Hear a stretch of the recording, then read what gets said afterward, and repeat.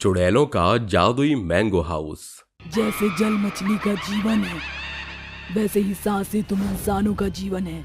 अब देखो कैसे मैं तुम दोनों इंसानों से तुम्हारी सांसें छीन कर तुम्हें जान से मारती हूँ। छोड़ दो हमें, अरे मत मारो, जाने दो हमें यहाँ से। हम फिर कभी दोबारा यहाँ नहीं आएंगे।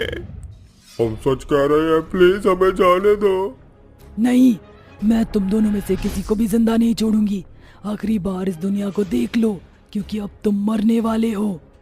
इतना बोलते ही चुड़ैल उन दोनों आदमियों की गर्दन धड़ से उखाड़ कर अलग कर देती है और उन्हें मार कर बोलती है लालच करने वालों की यही सजा है। जो भी इंसान मेरे इस जादुई मैंगो हाउस को पाने की कोशिश करेगा वो मारा जाएगा। इतना बोलकर चुड़ैल फिर से अपने जादुई मैंगो हाउस के अंदर चली जाती है। ऐसे ही एक रात की बात है। उस रात दो सौदागर अपने घोड़े पर सवार होकर जंगल के रास्ते से आपस में बात करते हुए जा रहे होते हैं कि तभी सौदागर अंबर बोलता है, बस कैसे भी करके एक बार ये जंगल जल्दी से पार हो जाए, फिर उस पहाड़ का सारा खजाना हमारा होगा। हाँ सही कहा, फिर उसे बेचकर हम बहुत अमीर हो जाएंगे। दोनों बात करते हुए जंगल की ओर आगे बढ़ते हैं कि तभी अचानक से उनकी नजर चुड़ैल के जादुई मैंगो हाउस और आम के पेड़ पर पड़ती है। जंगल में अद्भुत घर को देखकर वो दोनों हैरान हो जाते हैं और अचंभित होकर हर्षवर्धन बोलता है, अरे इस घने जंगल में आम का पेड़, वो भी इकलौता। और इससे भी आश्चर्य कर देने वाली बात कि यहाँ एक मैंगो हाउस है जिसमें से जूस निकल रहा है। हाँ सही कहा, ऐसा दृश्य तो मैं अपनी जिंदगी में पहली बार देख रहा हूँ।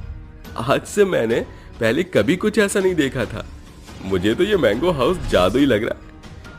जरूर इसके अंदर कुछ न कुछ होगा, चलो चलकर देखते हैं। जिसके बाद वह दोनों घोड़े से नीचे उतरकर घर के अंदर जाते। अंदर के नजारे को देखकर दोनों खुशी से फूले नहीं समाते, क्योंकि घर के अंदर हर एक कोने में सोने के ढेर लगे होते हैं। तभी अंबर बोलता है, अरे बाप रे, इतना सारा सोना! जिस मकसद से हम घर से निकले थे वो मकसद तो हमारा यहीं पूरा हो जाएगा। अब हम इन सब चीजों को यहाँ से ले जाकर बाजार में अच्छे दामों में बेचेंगे। तो फिर देरी कैसी, चलो मिलकर इन सब चीजों को समेट लेते हैं। इतना बोलते ही दोनों सोने को समेटने के लिए जैसे ही हाथ बढ़ाते हैं, तभी अचानक से वहाँ पर भयंकर चेहरे वाली चुड़ैल आकर बोलती है, अच्छा तो अब तुम दोनों मेरा खजाना चोरी करके यहाँ से ले जाना चाहते हो। पर मूर्ख इंसानों, तुम खजाने की लालच में अंदर आ तो गए, पर यहाँ से जिंदा वापस लौट कर नहीं जा सकते। अब मैं तुम दोनों को मार दूंगी। चुड़ैल को सामने देखकर उनकी आंखें पटी की पटी रह जाती हैं और चुड़ैल की बातों को सुनकर उनका दिल दहल जाता है। तभी डरते हुए हर्षवर्धन बोलता है, देखो अब मानते हैं कि लालच में आकर हम तुम्हारा खजाना चुरा रहे थे, लेकिन अब हमें इनमें से कुछ भी नहीं चाहिए। बस तुम हमें यहाँ से जाने दो। हाँ, हमें माफ कर दो, हम लालच में अंधे हो गए थे। अब ऐसी गलती हम फिर दोबारा नहीं करेंगे। जरा देखो तो, एक तो चोरी ऊपर से सीना जोरी। लेकिन मैं बता दूं कि मैं गलती करने वालों को माफ नहीं करती। गलती की सजा सिर्फ सजाए मौत है, और वो मौत तुम्हें मिलकर रहेगी। इतना बोलते ही चुड़ैल अपने हाथों से उन दोनों का गला दबाकर उन्हें मार देती है। इस हादसे को भी कुछ दिन बीत जाते हैं और फिर एक शाम किशोर सब्जी की टोकरी सर पर उठाए जंगल के रास्ते से घर लौट रहा होता है। तभी वो खुद से बोलता है, आज बाजार में एक भी सब्जी नहीं बिकी और आज फिर से मेरी बीवी बच्चे को भूखे सोना पड़ेगा। किशोर खुद से बोलते हुए जा ही रहा होता है कि उसी वक्त उसकी नजर चुड़ैल के मैंगो हाउस पर पड़ती है, जिसे देखकर किशोर बोलता है, अरे मैंगो हाउस, इस पर तो मेरी नजर कभी गई ही नहीं। अरे बड़े ताज्जुब की बात है, इसमें से जूस निकल रहा है। क्यों ना मैं इस जूस को थैले में भरकर घर ले जाऊं, इससे मेरे बीवी बच्चों का पेट भर जाएगा। इतना बोलकर किशोर उस जादुई मैंगो हाउस के पास जाता है। जैसे ही किशोर जूस को थैले में भरने लगता है कि तभी उस घर का दरवाजा खुलता है। दरवाजे को खुलता देख किशोर उस घर के अंदर प्रवेश करता है। चारों तरफ सोने को देखकर एक सोने का सिक्का उठा लेता है। सिक्का उठाते ही उसके सामने चुड़ैल आ जाती है और बोलती है, तू भी उन सभी इंसानों की तरह निकला, लेकिन अब तुम्हें मरने से कोई नहीं बचा सकता। जैसे मैंने उन लोगों को मारा, वैसे तू भी मरेगा। मत मारो मुझे। हाँ तुम लोगों को क्यों मार रही हो, बताओ मुझे। तू जानना चाहता है तो सुन। जौनपुर गांव में शिखा अपने बूढ़े माँ बाप के साथ रहती थी, लेकिन एक दिन उसके पिता की अचानक मृत्यु हो जाती है, जिसके 2 दिन बाद ही उस घर का मालिक उन्हें घर से निकाल देता है। उनके पास रहने का कोई और ठिकाना नहीं होता, जिस वजह से वह जंगल में जाते हैं। जंगल में उन्हें एक बूढ़े बाबा दिखते हैं जो जख्मी हालत में होते हैं। उन्हें देखकर शिखा उनके पास जाकर बोलती है, बाबा आप ठीक तो है ना? आपको ये चोट कैसे लगी? कुछ दुष्ट इंसान मेरे पीछे पड़ गए थे। मैं एक सिद्धि पुरुष इंसान हूँ और मैंने बहुत तपस्या करके इस बीज को बनाया है। ये जादुई आम का बीज है। अगर तुम इसे जमीन में बोकर पेड़ बना दोगी और इस पेड़ से जो भी मांगोगी वो तुम्हें देगा। तुम इसे रख लो, ये तुम्हारी बहुत मदद करेगा। इतना बोलते ही बाबा दम तोड़ देते हैं, जिसके बाद शिखा उस बीज को मिट्टी में दबा देती है और देखते ही देखते वहाँ पर एक जादुई आम का पेड़ उग जाता है। और शिखा बोलती है, हे जादुई आम के पेड़, हमारे पास घर नहीं है, कृपया आप हमें रहने के लिए घर दे दीजिए। शिखा के इतना बोलते ही वहाँ पर जादुई मैंगो हाउस बन जाता है, जिसमें शिखा अपनी माँ के साथ रहने लगती है। धीरे धीरे ये बात गांव के सभी लोगों को पता चल जाती है। ऐसे ही एक दिन जब शिखा पेड़ से आम तोड़ रही होती है कि तभी विक्रम और उसके 2 गुंडे शिखा को घेर कर खड़े हो जाते हैं। और विक्रम बोलता है, सुना है आजकल तू बहुत राजा महाराजा वाली जिंदगी जी रही है, लेकिन अब और नहीं, तू चुपचाप से ये घर हमें दे दे, नहीं तो मैं तुझे और तेरी बुढ़िया माँ को जान से मार दूंगा। मेरे पास बस यही घर है, अगर तुमने ये भी ले लिया तो हम कहाँ जाएंगे, इसलिए मैं वो घर तुम्हें नहीं दे सकती। वो कहावत सही कही है किसी ने, जब घी सीधी उंगली से ना निकले तो उंगली टेढ़ी कर लेनी चाहिए। अब मैं भी वही करूंगा। जिसके बाद विक्रम के दोनों गुंडे शिखा की माँ को घसीटते हुए घर से बाहर लाते हैं और फिर शिखा और उसकी माँ को रस्सी से बांधकर पेड़ पर लटका देते हैं। और विक्रम एक ही झटके में रस्सी खींच देता है, जिससे उन दोनों की मौत हो जाती है। और तभी से मैं अपने साथ हुए अन्याय का बदला लोगों को मार कर ले रही हूँ। मैं मानता हूँ जो उन लोगों ने तुम्हारे साथ किया वो गलत था, लेकिन तुमने भी तो अपने इंतकाम की आग में जलकर बहुत से बेगुनाह लोगों को मार डाला। क्या वो सही है? किशोर की बात सुनकर चुड़ैल को अपनी गलती का एहसास होता है और वो बोलती है, तुमने मेरी आंखें खोल दी और मुझे गलत होने का एहसास कराया, इसलिए मैं अपने पश्चाताप के लिए यहाँ से जा रही हूँ। इतना बोलते ही चुड़ैल वहाँ से हमेशा हमेशा के लिए चली जाती है। अरे बहन, क्या आज हम बैंक को लूटने नहीं जाएंगे? हाँ बिल्कुल जाएंगे, तू सब्र रख। लेकिन दीदी, हम बैंक को लूटेंगे कब? सब्र रखो, बस कुछ ही समय बाद हम लोग बैंक को लूटने के लिए बैंक के अंदर जाएंगे। इतना कहकर वो 5 चुड़ैल हवा में उड़ते हुए बैंक के अंदर जाती हैं और सारे पैसों को लूट लेती हैं। वो चुड़ैल पैसों को लूट कर जा ही रही थी कि तभी उन्हें एक आदमी देख लेता है। वो उन्हें देख डरते हुए बोलता है, चुड़ैल, और तुम तो चुड़ैल हो, इसका मतलब ये हुआ कि बैंक को कोई इंसान नहीं बल्कि चुड़ैल लूट रही है। तू हमारा सच गाँव वालों को बताए, इससे पहले हमें तुझे ऊपर पहुंचा देना चाहिए। इतना कहकर वो 5 चुड़ैल अपनी भूतिया शक्ति से उस आदमी को हवा में उड़ा देती है, जिसके बाद वो उसको एक भयानक मौत दे देती है और वहां से अपने आप गायब हो जाती है। अगली सुबह बैंक के पास उस आदमी की लाश और बैंक को खाली देखकर सभी को झटका लगता है और वो सभी ये वारदात पुलिस को बता देते हैं। पुलिस इसकी छानबीन करते हैं, लेकिन उनको कहीं भी कुछ नहीं दिखाई देता है और इस तरह यह सिलसिला यूं ही चलता रहता है। चुड़ैल हर रात गांव के बैंक में आती है और उन बैंकों को लूट कर चली जाती है और यदि उसके रास्ते में कोई भी आता तो चुड़ैल उसे जिंदा नहीं छोड़ती। गांव के बैंकों में चोरी और गांव में लोगों की मौत देखकर सभी गांव वाले इकट्ठा होते हैं और आपस में सलाह मशवरा करते हैं। अरे गांव के सभी भाई लोग, आखिर हमारे गांव को इस तरह कौन लूट रहा है? इसका जवाब तो हम नहीं दे सकते, लेकिन हम ये जरूर तुम्हें दिखा सकते हैं कि बैंक को लूटने के साथ साथ हमारे गांव के लोग मरते भी जा रहे हैं। इसके पीछे कौन है, हमें इसके राज का पता लगाना ही होगा, और अगर हमने पता नहीं लगाया तो शायद हम अपने गांव वालों को खो देंगे। गांव वाले भैया, मेरी मानो तो मेरी नजर में एक तांत्रिक बाबा हैं, वो बहुत पहुंचे हुए हैं। क्यों ना मैं उन्हें यहाँ लेकर आऊँ?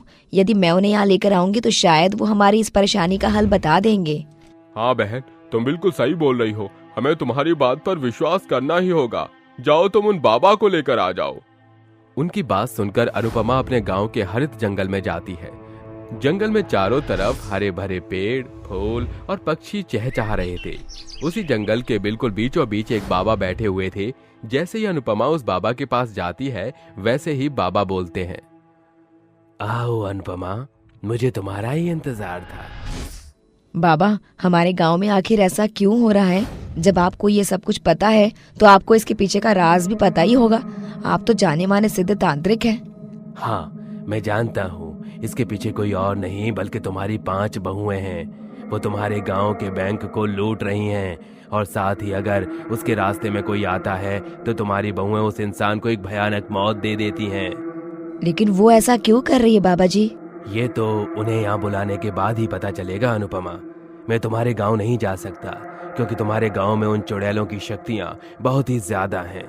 तुम अपने सभी गांव वालों को यहीं पर लेकर आ जाओ और मैं उन चुड़ैलों को यहीं पर बुला लूंगा। यहाँ पर आने के बाद उन चुड़ैलों की शक्तियाँ कम हो जाएंगी, इसलिए जाकर अपने सभी गांव वालों को यहाँ पर लेकर आओ। जैसा जैसा तांत्रिक बाबा कहते हैं वैसा वैसा अनुपमा करती है। अनुपमा अपने गांव जाती है और गांव वालों को सारी बात बता देती है। ये सब सुनकर गांव वालों के पैरों तले जमीन खिसक जाती है और वो अनुपमा की बात मानते हुए उस हरित जंगल में चले जाते हैं। जैसे ही गांव वाले उस जंगल में आते हैं वैसे ही तांत्रिक बाबा अपने मंत्रों का उच्चारण शुरू कर देते हैं। ओम नमो सिरोही, बैंक लूटने वाली चुड़ैल यहाँ प्रकट हो। उसके मंत्रों के उच्चारण से चुड़ैल वहाँ आती है और गुस्से में उससे बोलती है, तांत्रिक को बुलाया है तूने? हैं? हमें क्या, तुझे तेरी जिंदगी प्यारी नहीं है? तुम सभी यहाँ पर क्यों आई हो? आखिर तुम लोग इन गांव वालों से क्या चाहती हो? हम इन गाँव वालों से कुछ नहीं चाहते। तांत्रिक और चुड़ैल के बीच में अनुपमा बोलती है, मेरी प्यारी बहुओं, आखिर तुम इस गांव में बैंकों को क्यों लूट रही हो? अरे मोहिनी बेटा, तू तो खुद एक बैंक मैनेजर थी। तू अपनी जिम्मेदारियों से कैसे पीछे हट सकती है? क्या तुझे नहीं पता कि लोग कितनी मुश्किल से अपनी जमा पूंजी इस बैंक में रखते हैं और तुम इन बैंकों को लूट कर उन्हें कंगाल कर रही हो? आखिर क्यों बेटा? क्या तुम अपनी सास को भी सारा सच नहीं बताओगी? सासू माँ जी, आप तो जानती ही थी कि मैं बैंक की मैनेजर थी और मेरी 4 देवरानियाँ घर पर आपकी देखभाल किया करती थी। एक रोज मैं अपने बैंक से घर गई, तब मंजू मुझसे बोलती है, दीदी मम्मी जी सुबह से गायब है। मम्मी जी का कोई अता पता नहीं है। पता नहीं आखिर मम्मी जी कहाँ चली गई। क्या तुम में से किसी की मम्मी से लड़ाई हुई थी?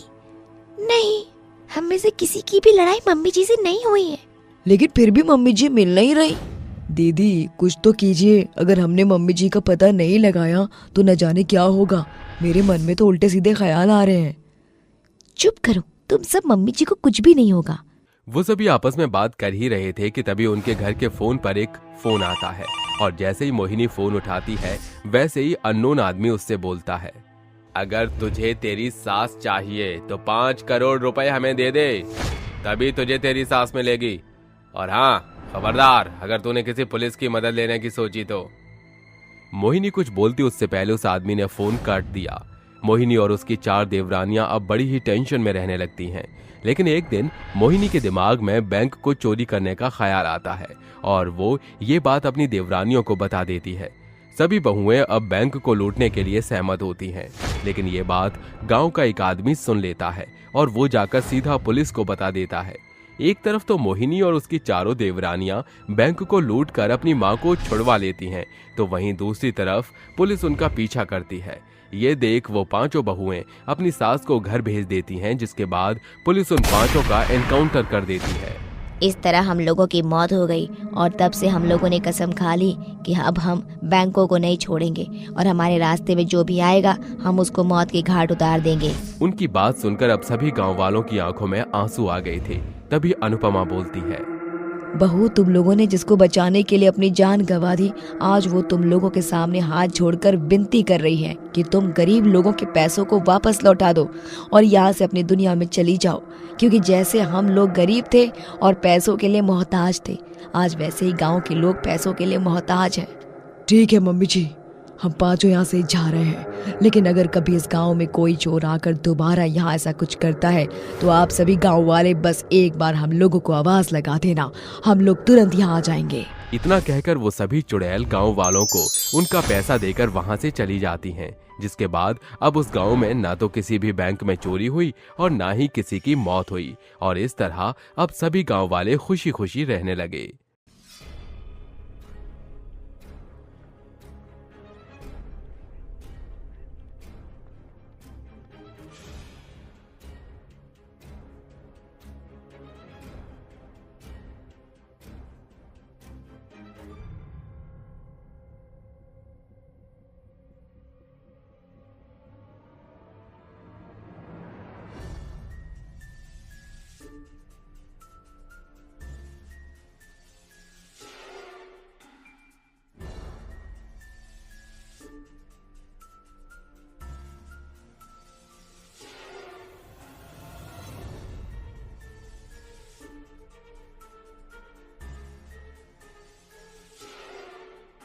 पांच किसान चुड़ैल बहनें।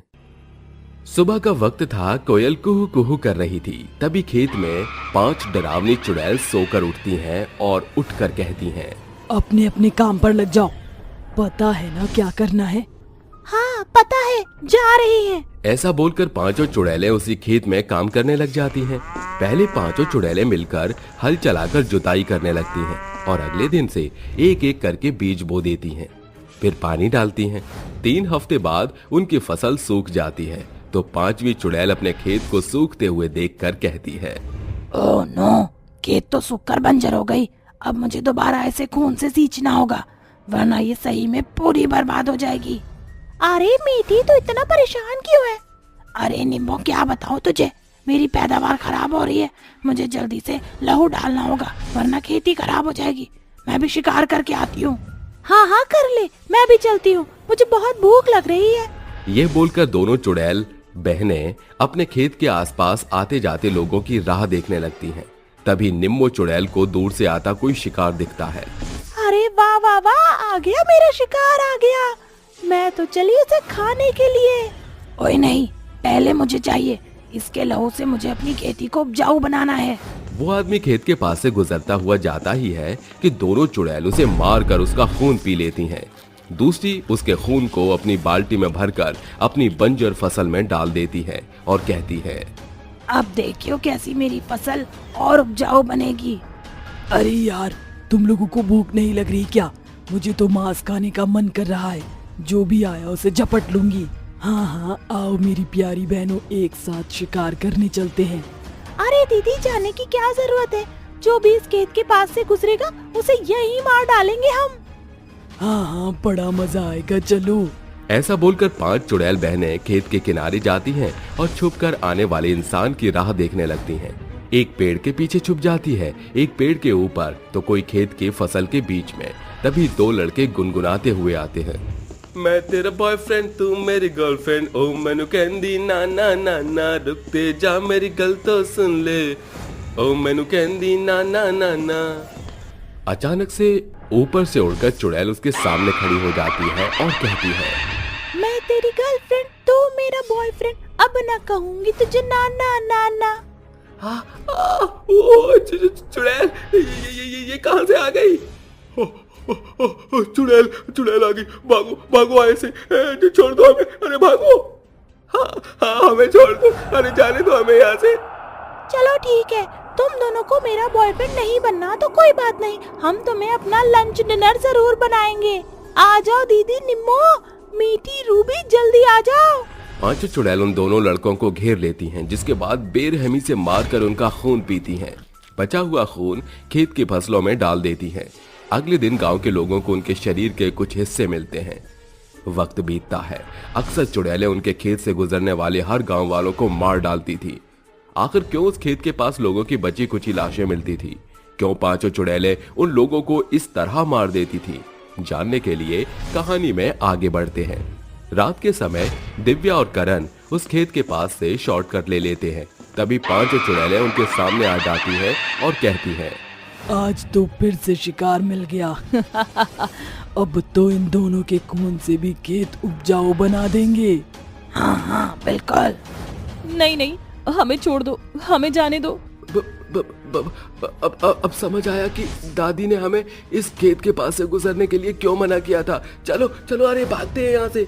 ऐसा कहकर दोनों हाथ पकड़कर भागते ही हैं कि चुड़ैल दिव्या को मार डालती है, लेकिन करण बचकर भाग जाता है और हाँफते हुए अपनी दादी के पास पहुंच जाता है, जहां वो गांव के मुखिया के साथ बैठी हुई थी।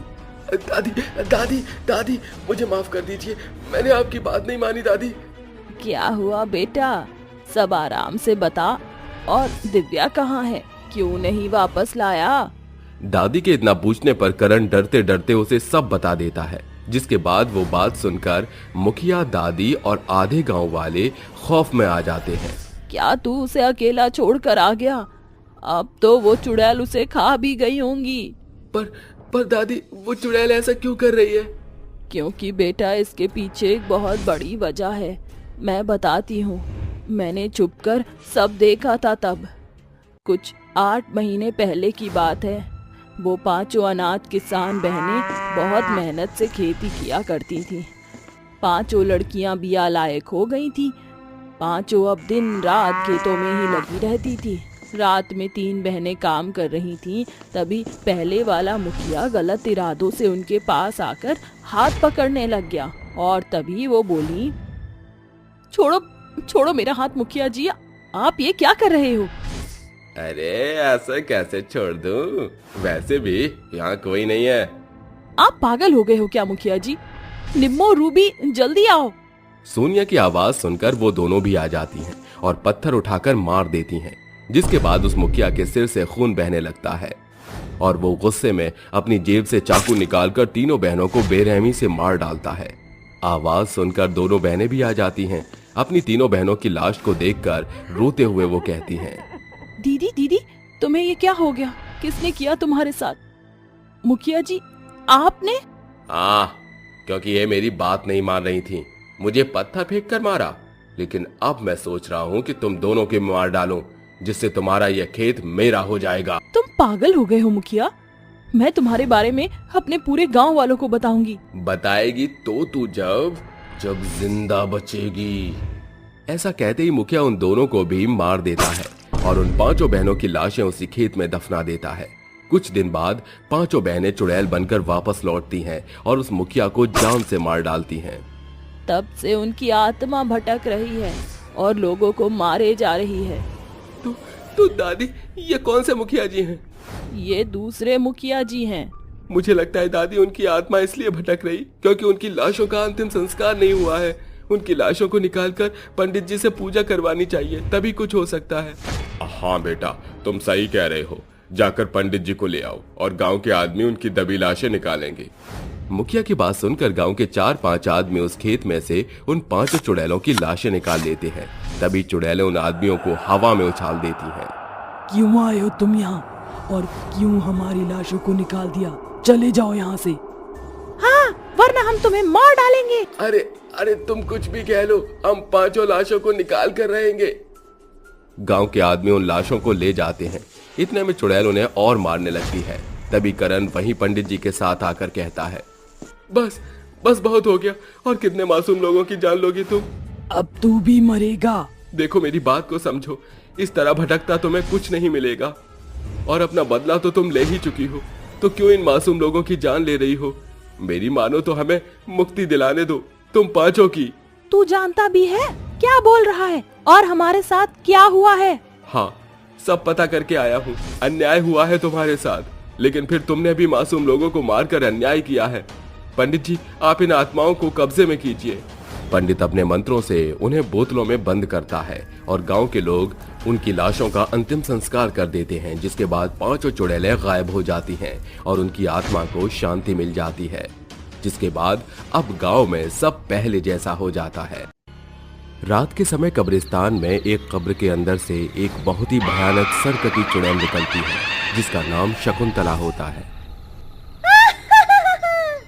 आखिर मेरा समय पूरा हो ही गया और अब मैं अपनी कब्र से बाहर निकल ही आई। अब मैं इस गांव में आतंक फैला दूंगी, आतंक। लेकिन उससे पहले मुझे एक काम करना होगा। तभी शकुंतला कब्रिस्तान में मौजूदा 3 कब्रों के पास जाती है और उनके ऊपर मंत्र पढ़ने लगती है। ओम चामुंडाय विच्चे नमः। चुड़ैल के मंत्र पढ़ते ही उन तीनों कब्र के अंदर से 3 बहुत ही भयानक सिरकटी चुड़ैल निकलकर बाहर आती है, जिनका नाम काया, माया और छाया होता है, जो शकुंतला को देखते ही उससे कहती है, अरे सासू माँ जी, आप तो कमाल की हो। आपने तो नामुमकिन को भी मुमकिन कर दिया। अरे ये तो होना ही था। हमारी सास किसी बुलडोजर से कम थोड़े ही है। तो क्या माँ जी कार्य शुरू करें अब? बहुत दिनों से इस कब्र के अंदर पड़े पड़े शरीर बिल्कुल अकड़ सा गया है। कुछ धमाल करने का मन कर रहा है। अरे धमाल क्या? आतंक फैलाने के लिए तुम्हें इन कब्र से बाहर निकाला है। चलो गांव वालों की खैर खबर लेकर आते हैं। शकुंतला अपनी तीनों सिरकटी चुड़ैल बहुओं के साथ गांव में पहुंच जाती है, जिसके बाद वो चारों गांव पहुंचते ही गांव के लोगों को पकड़ पकड़ कर मारने लगती हैं। मेरी प्यारी सरकटी बहुओं, इस गांव का एक भी आदमी नहीं बचना चाहिए। इन सब से पहले बदला लेना हमारा आखिरी मकसद वही है। मैं जानती हूँ, और इस मकसद को पूरा करने में हम तीनों आपका साथ जरूर देंगे। अभी देखो मेरा कमाल, मैं क्या करती हूँ। तभी माया लोगों को पकड़ती और उनके शरीर से उनका सिर अलग कर देती, और वहीं दूसरी तरफ छाया अपने नुकीले और जहरीले दांतों से गांव के लोगों का सिर उनके शरीर से अलग करने लगती। ऐसे ही धीरे धीरे वो गांव के सभी लोगों का सिर उनके शरीर से अलग कर देते हैं। मेरे इन जहरीले दांतों से तुम कैसे बचोगे? मैं तुम में से किसी को नहीं छोड़ूंगी। गांव के चारों तरफ लोगों की भगदड़ मच जाती है और सब अपनी जान बचाकर भागने लगते हैं। अरे ये सब क्या हो रहा है? ये चारों सरकटी चुड़ैल गांव में कहां से आ गई? अब हम लोगों का क्या होगा? पिछली बार जब इन सिरकटी चुड़ैलों ने हमारे गांव पर हमला किया था, तब भैरव बाबा ने हमें इन सिरकटी चुड़ैल से बचाया था। लेकिन अब हमारे पास और कोई चारा नहीं है। जब तक कोई भैरव बाबा के पास जाकर चुड़ैल के आने की खबर लेकर जाएगा, तब तक वो सारी सिरकटी चुड़ैल गांव के सभी लोगों को मार चुकी होगी। तभी शकुंतला कैलाश के पास आती है और उससे कहती है, क्या कहा भैरव बाबा? अरे तेरे भैरव बाबा भी मेरा कुछ नहीं कर पाएंगे। तुझे क्या लगा मैं इस बार हार मानकर चली जाऊंगी? अब देख मैं तेरा क्या हाल करती हूँ। शकुंतला एक बहुत ही भयानक तलवार निकालती है और उस तलवार से वो कैलाश का सिर अलग कर देती है। वहीं दूसरी तरफ राधा किसी तरह अपनी जान बचाकर वहां से निकल जाती है और जंगल की तरफ भाग जाती है। हे भगवान, अब मैं क्या करूं? इन सरकटी चुड़ैलों का इतना आतंक बहुत ही बुरी तरह गांव में फैला है। पता नहीं जब तक मैं भैरव बाबा के पास पहुंचूंगी तो ये चुड़ैल क्या कर चुकी होंगी। मुझे किसी भी हाल में भैरव बाबा को ढूंढना ही होगा। राधा भैरव बाबा को ढूंढने के लिए जंगल में निकल जाती है। वहीं दूसरी तरफ चुड़ैल एक एक करके गांव के सभी लोगों को मारने लगती है और उनके सिर उनके शरीर से अलग करके फेंक देती है। जिसके बाद शकुंतला अपनी तीनों सिरकटी चुड़ैल बहुओं से कहती है, यही सही वक्त है, पूर्णिमा की रात, और हमने गांव के सभी लोगों को मार दिया है। अब बस छोटी सी काली पूजा और हम चारों सरकटी चुड़ैल हर एक गांव पर राज करेंगी, राज। सासू माँ जी, इस काली पूजा के बाद तो हम बहुत ज्यादा शक्तिशाली हो जाएंगे और हमारे पास बहुत ही भयानक काली शक्तियाँ भी आ जाएंगी। अरे तुम दोनों चुप हो जाओ, पहले सासू माँ जी को पूजा तो करने दो। उनकी पूजा संपन्न होते ही हम बहुत शक्तिशाली हो जाएंगे। माँ जी, आप समय गवाए बिना पूजा शुरू कर दीजिए। शकुंतला अपनी काली पूजा की स्थापना शुरू करती है और अपने चारों तरफ एक गोल घेरा बनाकर 2 नींबू काट देती है। जिसके बाद वो अपने मन ही मन मंत्र पढ़ने लगती है। ओम ह्रीं क्लीं चामुंडाय विच्चे नमः, ओम ह्रीं क्लीं चामुंडाय विच्चे नमः। इस तरह शकुंतला कई बार मंत्रों का जाप करती है, लेकिन उसके मंत्र का कोई असर नहीं होता। तभी शकुंतला अपनी आंख खोलती है और अपनी तीनों सिरकटी चुड़ैल बहुओं से कहती है, अरे ये कैसे हो सकता है? मेरे मंत्रों का कोई असर क्यों नहीं पड़ रहा? आखिर ऐसा क्या हो रहा है? हमने तो गांव के सभी लोगों को मार दिया, फिर चांडाल प्रकट क्यों नहीं हो रहे?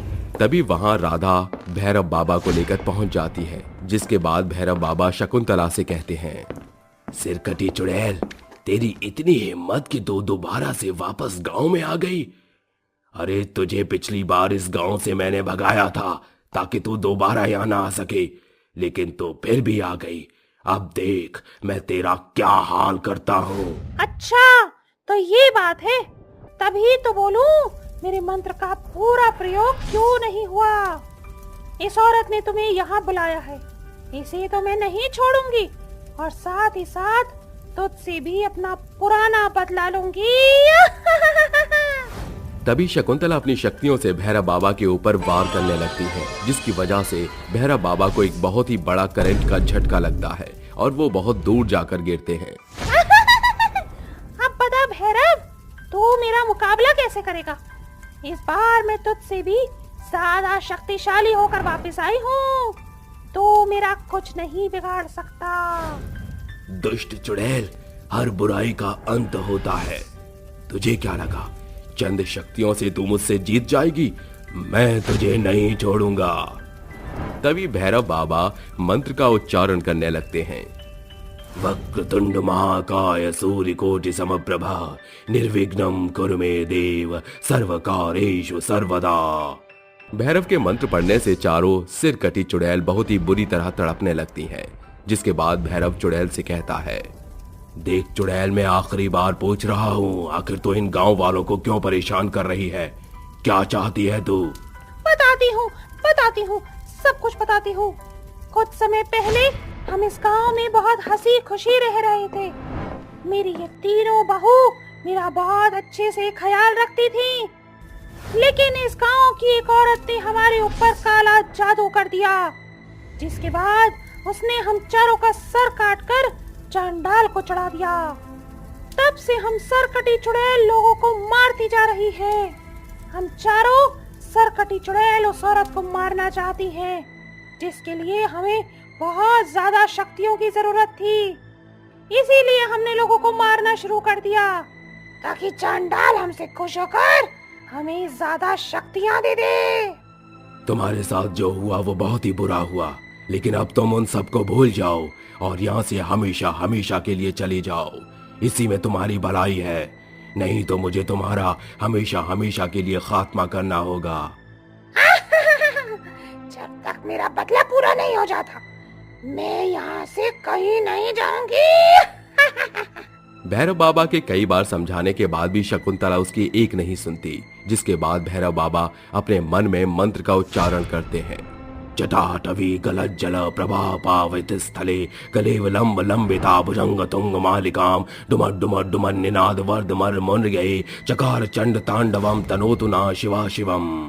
भैरव बाबा के मंत्र पढ़ते ही वो चारों चुड़ैल जलकर राख हो जाती हैं और गांव के हर एक आदमी का सिर उनके शरीर से पहले की तरह जुड़ जाता है और सभी वापस से जिंदा हो जाते हैं, जिसके बाद चुड़ैल का साया गांव से हमेशा हमेशा के लिए मुक्त हो जाता है। रात के समय एक पीपल के पेड़ पर 5 भयानक चुड़ैलें आपस में बात करने लगती हैं। मेरी बहनों, मुझे कुछ अच्छा नहीं लग रहा है। आज ऐसा लग रहा है जैसे कोई दुर्घटना होने वाली है। अरे काली जुबान, अपना मुंह बंद रख। जब देखो उल्टा सीधा ही मुंह से निकालती है। अरे दुआ कर कि कुछ गलत ना हो। अरे तुम दोनों आपस में क्यों लड़ रही हो? जो होगा वो होकर ही रहेगा, होने को कोई नहीं टाल सकता। और हम है ना, अगर कुछ अनहोनी। तभी हेमा अपनी शक्तियों का इस्तेमाल करती है, जिसके बाद उसके कानों में गांव वालों के चीखने चिल्लाने की आवाज आ रही थी और सब लोग आग से बचकर भागने की कोशिश कर रहे होते हैं। आग में कई लोग जल रहे होते हैं। जैसे ही हेमा अपनी आंखें खोलती है, उसकी आंखों में आंसू भर आते हैं, जिसके बाद वो रोते हुए अपनी चारों बहनों से कहती है, गजब हो गया, जल्दी चलो, गांव में कहीं बहुत ही बुरी तरह आग लगी है, लोग जलकर मर रहे हैं, उनकी जान को खतरा है, हमें फौरन जाना होगा। हेमा की बात सुनते ही वे पांचों की पांचों हवा में उड़कर वहां से जाने लगती हैं। उड़ते हुए वो वहां पहुंच जाती हैं जहां गांव के अंदर आग लग रही होती है। आग को देखते ही वो पांचों चुड़ैलें आग को बुझाने की कोशिश करने लगती हैं, जिसमें से सुनैना पास के कुएं में जाकर अपनी शक्तियों का इस्तेमाल करके कुएं का पानी निकालकर फायर ब्रिगेड की तरह आग के ऊपर डालने लगती है। वहीं दूसरी तरफ हेमा जल रहे लोगों को बोरे की मदद से उनकी आग को बुझाती है और उन्हें बचाती है। जो लोग आग की वजह से अंदर फंसे हुए थे, गीता उन्हें वहां से बाहर निकालती है। वहीं बबीता और संगीता जले हुए लोगों को अपनी शक्तियों के द्वारा पहले की तरह जिंदा करने लगती है। देखते ही देखते वो पांचों मिलकर आग को कंट्रोल कर लेती हैं और गांव के सभी लोगों को बचा लेती हैं। जिसके बाद वो पांचों गांव वालों से कहती हैं, आग लगाने के लिए चिंगारी ही काफी होती है, इसीलिए आग का इस्तेमाल सावधानी पूर्वक करना चाहिए। कभी भी हल्की सी आग को जलते हुए देखो तो उसे समय पर ही बुझा दो, ताकि वो थोड़ी सी आग तुम लोगों की जान का खतरा ना बन सके। आग से हमारी जान को बहुत खतरा है, इसीलिए कभी भी बेवजह यहाँ वहाँ आग जलाकर ना रखें। गांव वालों, तुम लोगों को कभी भी हमारी मदद की जरूरत हो तो सिर्फ हमें एक बार आवाज लगा देना, हम तुम्हारी मदद करने जरूर आएंगे। गांव वालों, जो हमारे साथ हुआ है, हम नहीं चाहते कि आप सबके साथ भी वैसा हो। गांव के सभी लोग उन चुड़ैलों को अपना मसीहा मानने लगते हैं। जिसके बाद वो सभी उनसे पूछते हैं, तुम सभी चुड़ैले हमारे लिए मसीहा हो। जब भी इस गांव में आग लगती है, तुम पांचों चुड़ैल हमारी जान बचाने यहाँ पहुँच जाती हो। इस आग की चपेट में मेरा पूरा परिवार आ गया था। मुझे तो कोई उम्मीद ही नहीं थी कि अब मेरा परिवार बच भी पाएगा या नहीं, लेकिन तुम पांचों ने मिलकर मेरे परिवार को बचा लिया। मैं तुम सबकी बहुत आभारी हूँ और तुम पांचों का शुक्रिया अदा करना चाहती हूँ। तुम लोगों को हमारा शुक्रिया अदा करने की कोई जरूरत नहीं है, हम हमेशा तुम्हारी मदद करते रहेंगे। ये कहकर पांचों चुड़ैलें वहां से उड़कर जाने ही वाली थी कि इतने में एक बूढ़ी काकी वहां पर आकर उन्हें जाने से रोकती हैं और उनसे कहती हैं, रुक जाओ, कहाँ जा रही हो? मैं कुछ जानना चाहती हूँ। बूढ़ी काकी की आवाज सुनने के बाद पांचों रुक जाती हैं और बूढ़ी काकी से पूछती हैं, क्या हुआ काकी, आपने हमें जाने से क्यों रोका? मैं तुमसे हर बार एक सवाल करती हूँ, लेकिन तुम पांचों हमेशा अपना मुंह बंद करके यहाँ से चली जाती हो। लेकिन आज तुम्हें बताना ही होगा, आखिर ऐसा क्या हुआ तुम्हारे साथ जो तुम पांचों को अभी तक मुक्ति नहीं मिली है, और मरने के बाद भी तुम पांचों इस गांव के लोगों की मदद कर रही हो। काकी की ये बात सुनते ही वो पांचों चुड़ैलें अचानक से रोने लगती हैं। जिसके बाद बूढ़ी काकी उनसे कहती हैं, देखो, रोने से कुछ नहीं होता है। अगर तुम अपना दर्द हमें बांटोगी तो शायद तुम्हें भी मुक्ति मिल जाए। तभी गीता कहती है, अगर आप सुनना चाहती हो तो मैं आपको जरूर बताऊंगी। नहीं गीता, ऐसा मत करो। नहीं दीदी, आज मुझे मत रोको। गांव वालों को हमारी सच्चाई जानने का पूरा हक है। ये कुछ समय पहले की बात है। हम पांचों बहनें इस गांव के एक गरीब परिवार में रहा करती थी। हम पांचों एक ही घर के 5 बेटों से ब्याह करके उनके साथ रह रही थी। हमारी सास हमसे बहुत प्यार करती थी, लेकिन गरीबी के चलते हम बहुत ही दुखद पीड़ा से निकल रहे थे। उसी दौरान हमारे गांव में एक खिलौने की फैक्ट्री शुरू हुई थी, जहां बच्चों के खिलौने बनते थे। वहां गांव की गरीब औरतें काम करके अपने घर का गुजारा कर रही थी। जिसे सुनने के बाद हम पांचों बहनों ने उस फैक्ट्री में काम करने का सोचा और अपनी सास को भी बताया। सुनो बहनों, यही अच्छा मौका है अपने घर की जिम्मेदारियों को उठाने का। हमारे पति जितना कमाते हैं उतने में हमारे घर का गुजारा नहीं हो पाता। अगर हम भी काम करेंगे तो घर को अच्छे से चला पाएंगे। कह तो तुम सही रही हो, लेकिन मुझे नहीं लगता कि हमारी सासू माँ इस बात से मान जाएंगी। अरे दीदी, आप और हेमा दीदी है ना, अगर आप दोनों मिलकर बात करोगे तो सासू माँ भी मान जाएंगी। उसके बाद हेमा दीदी ने और सुनैना दीदी ने सासू माँ से बात की, जिसे सुनने के बाद हमारी सास उर्मिला ने हम सब से कहा, देखो मेरी प्यारी बहुओं, मुझे तुम पर भरोसा है और नाज भी है, लेकिन अगर मैंने तुम्हें बाहर काम करने के लिए भेजा तो गांव वाले मेरी बहुत बेइज्जती करेंगे। माँ जी, गाँव वाले तो हमेशा सोचते हैं, लेकिन क्या कभी वो हमारे घर में राशन डालने आते हैं, या फिर उनके सोचने से हमारे घर का राशन अपने आप भर जाता है? जब तक हम कुछ नहीं करेंगे तो हमारा घर आगे कैसे बढ़ेगा और हमारी गरीबी कैसे दूर होगी? किसी के सोचने से हमें अपने फैसलों को नहीं रोकना चाहिए। हेमा दीदी की बात सासू माँ के दिल में लग गई थी, जिसे सुनने के बाद उन्होंने हमें फैक्ट्री में काम करने दिया। ऐसे ही धीरे धीरे उन लोगों ने फैक्ट्री में काम किया और अपने घर की सभी परेशानियों को दूर कर दिया। अब सब लोग एक साथ बहुत खुशी खुशी रह रहे थे। उनके लिए वो फैक्ट्री उनके जीवन का एक बहुत ही बड़ा महत्वपूर्ण हिस्सा बन गई थी। धीरे धीरे उन्हें वहां पर कई साल बीत गए उस फैक्ट्री में काम करते करते। फिर एक दिन अचानक से पहली बार उस फैक्ट्री का मालिक आया और उसने उन सभी को मीटिंग रूम में बुलाया। तुम सभी ने बहुत अच्छा काम किया और मेरी फैक्ट्री को आगे बढ़ाया, इसलिए मैं तुम सभी की सैलरी बढ़ाने वाला हूँ ताकि तुम सभी मिलकर और अच्छा काम करो। मालिक की ये बात सुनते ही सभी लोग खुशी से पागल हो गए थे।